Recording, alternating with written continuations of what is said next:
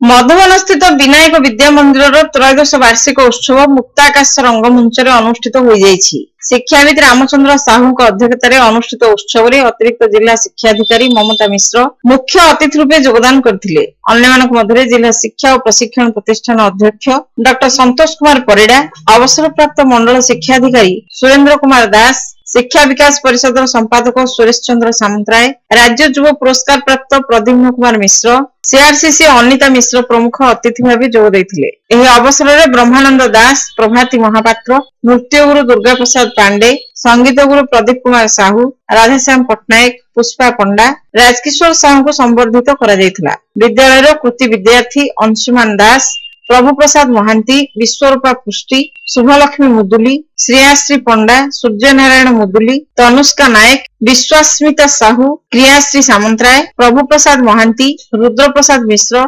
सौम्यजित बेहरा, ओम प्रकाश महाराणा, प्रियदर्शिनी स्वाई, विष्णु प्रसाद by, रानी रावल, शुभलक्ष्मी मुदुली, सस्मिता राणी सिंह प्रमुख को पुरस्कार वितरण करा जायतिला। सभा पर्व पर छात्र छात्री मानक द्वारा सांस्कृतिक कार्यक्रम परिवेशित होइतिला। धन्यवाद अर्पण करथिले विकास दत्त।